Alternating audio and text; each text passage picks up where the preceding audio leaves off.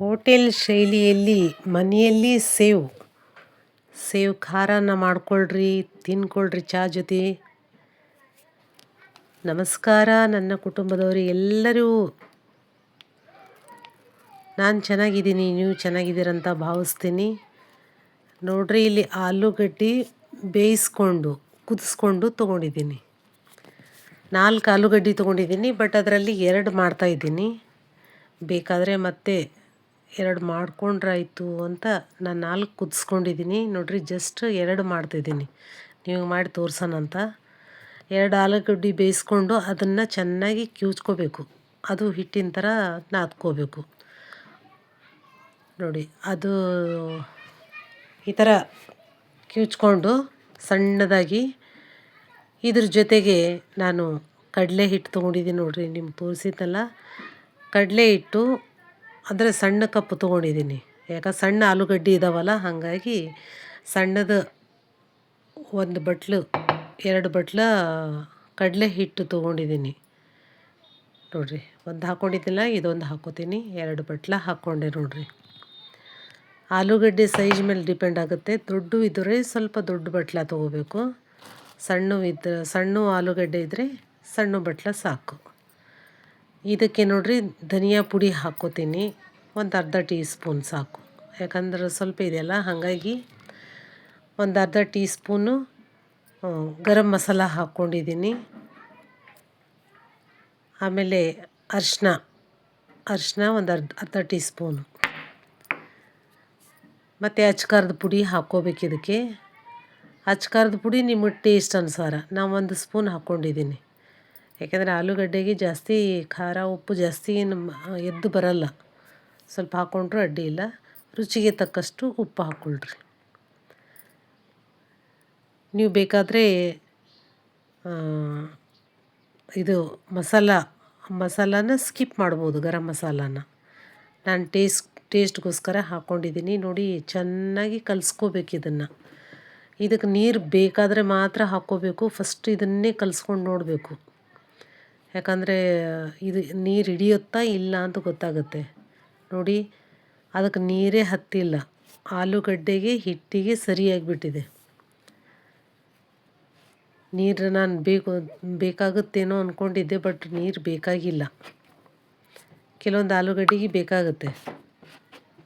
ಈ ಆಲೂಗಡ್ಡೆ ಮೇಲೆ ಇದು ಹೊಸ ಆಲೂಗಡ್ಡೆ ತೊಗೊಂಡಿದ್ದೀನಿ ನಾನು. ಈ ಹೊಸ ಆಲೂಗಡ್ಡೆ ಬರ್ತಾವಲ್ಲ, ಆ ಆಲೂಗಡ್ಡೆ ಇದು. ಒಂಚೂರು ಎಲ್ಲಿಯಾದ್ರೂ ಗಂಟಿದ್ರೆ ನೀವು ಸರಿಯಾಗಿ ನಾದ್ಕೊಂಡ್ಬಿಡ್ಬೇಕು. ನಾದೋದು ಮಾತ್ರ ಚೆನ್ನಾಗಿ ನಾದ್ಕೋಬೇಕು, ಸ್ಮೂತಾಗಿ ಜಾಮೂನ್ ಥರ ಹಿಟ್ಟಾಗಬೇಕು. ಚೆಂದ ಆಗ್ತದ್ರೂ ನೀವು ನಾದ್ಕೊಳ್ರಿ ಈ ಥರ. ನೋಡಿರಿ, ಇಷ್ಟು ನೀರು ಒಂದು ಹನಿ ಕೂಡ ಹಾಕ್ಕೊಂಡಿಲ್ಲ, ಇಷ್ಟು ನೈಸಾಗಿ ನಾದ್ಕೊಂಡೆ. ಇದಕ್ಕೆ ಚಕ್ಲಿ ಒರಳು ಬೇಕು. ಚಕ್ಲಿ ಒರಳಿಗೆ ಒಳಗಡೆ ಫುಲ್ಲು ಎಣ್ಣೆ ಸವರ್ಕೋಬೇಕು. ಎಣ್ಣೆ ಸವರ್ಕೊಂಡ್ರೆ ಅದು ಹಿಟ್ಟು ಅದಕ್ಕೆ ಹತ್ತಲ್ಲ ಅಂತ, ಅಷ್ಟೇ, ಒರಳಿಗೆ ಹತ್ತಲ್ಲ ಅಂತ. ನೋಡಿ, ನಾನು ಸೇವ್ ಹಾಕೋ ಅಚ್ಚು ಹಾಕ್ಕೊಂಡು ಒಳಗಡೆ ಎಣ್ಣೆ ಹಚ್ಕೊಂಡು ನೋಡಿ ಇದು ಪ್ಯಾಕ್ ಮಾಡ್ಕೊಂಡಿದ್ದೀನಿ. ಈ ಥರ ಮುಚ್ಚಳ ಮುಚ್ಚಬೇಕು. ನಿಮ್ಮ ಕಡೆ ಯಾವುದು ಚಕ್ಲಿದು ಒರಳಿದು ಇದೆಯಲ್ಲ ಸೇವ್ ಹಾಕೋದು, ಅದನ್ನು ಬಳಸ್ಕೋಬೋದು. ನಮ್ಮ ಮನೆಯಲ್ಲಿ ಇದೆ.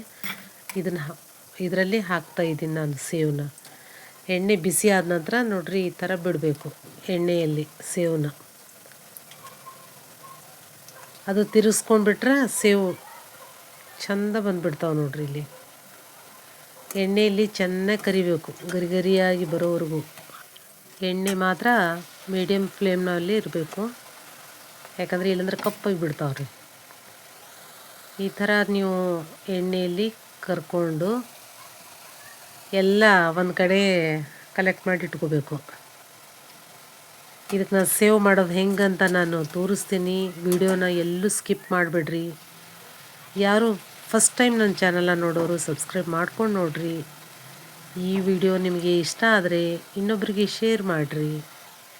ಹಬ್ಬ ಹರಿದಿನಗಳಲ್ಲಿ, ಆಮೇಲೆ ಸಾಯಂಕಾಲ ತಿಂಡಿ ತಿನ್ನಬೇಕಾದ್ರೆ, ಮನೆಗೆ ಯಾರಾದರೂ ಬಂದರೆ ನೀವು ಬೇಕ್ರಿಯಲ್ಲಿ ತರ್ತೀರಲ್ಲ, ಬೇಕ್ರಿಯಲ್ಲಿ ತರೋ ಬದಲು ನೀವು ಈ ಥರ ಮಾಡಿ ಇಟ್ಕೊಂಡು ಡಬ್ಬದಲ್ಲಿ ಇಟ್ಕೊಂಡ್ಬಿಡ್ರಿ. ಯಾರಾದರೂ ಬಂದರೆ ಕೊಡೋಕ್ಕೂ ಕೂಡ ಚೆಂದ ಇರ್ತವೆ. ಇದಕ್ಕೆ ನೋಡಿರಿ, ಶೇಂಗಾನ ಎಣ್ಣೆಯಲ್ಲಿ ಕರ್ಕೊತಿದ್ದೀನಿ. ಎಣ್ಣೆ ಒಂಚೂರು ಜಾಸ್ತಿ ಇದ್ರೆ ಈ ಚೆನ್ನಿಯಲ್ಲಿ ಅದು ಎಣ್ಣೆ ಹುರ್ಕೋಬೋದು. ನಾನು ಸುಮ್ಮನೆ ಅದು ಒಂದು ಸಲ ಕರೆದದ್ದು ಎಣ್ಣೆ ಮತ್ತೊಂದು ಸಲ ಬಳಸೋಕ್ಕಾಗಲ್ಲಲ್ಲ, ಹಾಗಾಗಿ ನಾನು ಇದರಲ್ಲೇ ಕರ್ಕೊತಾ ಇದ್ದೀನಿ. ಸೇವೆಲ್ಲ ಇದರಲ್ಲೇ ಕರೆದಿದ್ದೀನಲ್ಲ, ಹಾಗಾಗಿ ಇದೇ ಎಣ್ಣೆಯಲ್ಲಿ ಶೇಂಗಾ ಕೂಡ ಕರ್ಕೊಂಡಿದ್ದೀನಿ. ನೋಡಿರಿ, ಚಟಪಟ ಅಂತ ಇರ್ತಾವಲ್ಲ ಅದೆಲ್ಲ ತೊಗೊಂಡು ಒಂದು ಸೈಡ್ ಹಾಕ್ಕೋಬೇಕು. ಆಮೇಲೆ ಕರಿಬೇವು ಹಾಕ್ಕೋತೀನಿ.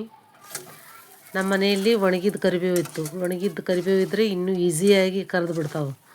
ಹಸಿ ಕರಿಬೇವು ಇದ್ದರೂ ಚಿಂತೆ ಇಲ್ಲ, ಅದು ಚಟ್ಪಟ ಅಂತ ಹುಡ್ಕೊತದಲ್ಲ.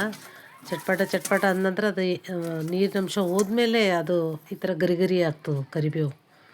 ಒಣಗಿದ್ದಿದ್ರೆ ಇನ್ನೂ ಒಳ್ಳೆಯದು. ಈ ಥರ ಎಲ್ಲ ಒಂದು ಕಡೆ ಹಾಕ್ಕೊಂಡಿದ್ದೀನಿ ನೋಡ್ರಿ. ಇಷ್ಟೊಂದು ಸೇವ್ ಮಾಡಿಟ್ಕೊಂಡಿದ್ದೀನಿ. ಸಣ್ಣ ಬೇಕಾದ್ರೆ ಸಣ್ಣ, ದಪ್ಪ ಬೇಕಾದ್ರೆ ದಪ್ಪ ಮಾಡ್ಕೊಳ್ಳಿ.